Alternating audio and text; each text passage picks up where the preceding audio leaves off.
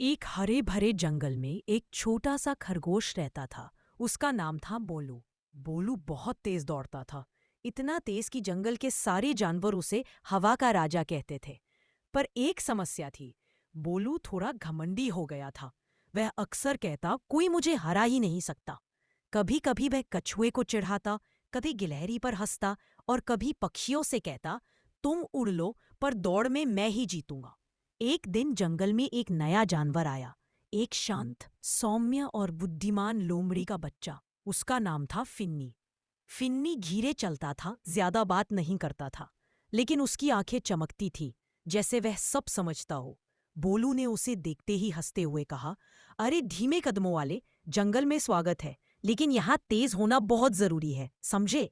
Finney मुस्कुराया, तेज होना अच्छा है, लेकिन समझदार होना ज्यादा अच्छा है। बोलू को यह बात बिल्कुल पसंद नहीं आई। वह सोचने लगा, ये नया नया आया जानवर मुझे सीख दे रहा है। कुछ दिनों बाद जंगल में बड़ा तूफान आया। तेज हवा, भारी बारिश, पेड़ टूटने लगे। सारे जानवर डर गए और अपने घरों में छिप गए। इसी दौरान एक छोटी गिलहरी बारिश में खो गई। बोलू ने उसे देखा तो घबरा गया। अरे, यह तो डरी हुई है, इसे घर पहुंचाना होगा। बोलू दौड़ पड़ा, लेकिन पानी इतना था कि कई जगह रास्ते बंद थे। तेज होने का कोई फायदा नहीं हुआ। वह इधर उधर भटक गया। गिलहरी कांप रही थी। बोलू को पहली बार अपनी कमजोरी महसूस हुई। तभी लोमड़ी का बच्चा फिन्नी आया। उसने कहा, बोलू तू दिशा भूल गया है, तूफान में दौड़ना समझदारी नहीं है। बोलू बोला, लेकिन मैं तेज हूं, मैं कर सकता हूं। फिन्नी ने शांत आवाज में कहा, तेज चलना अच्छी बात है, लेकिन सोच कर चलना सबसे जरूरी है। फिन्नी ने पेड़ों की दिशा और हवा की आवाज सुनकर रास्ता पहचाना।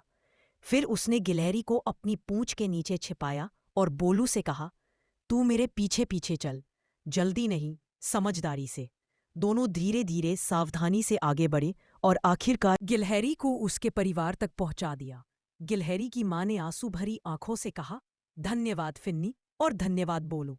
बोलू ने शर्माते हुए कहा, मैं तेज था लेकिन सोच नहीं पा रहा था। फिन्नी मुस्कुराया, हर किसी की अपनी ताकत होती है बोलू। अगर हम मिलकर काम करें तो जंगल सुरक्षित रहेगा। उस दिन से बोलू का घमंड खत्म हो गया। अब वह तेज तो था ही, लेकिन समझदार और नम्र भी बन गया।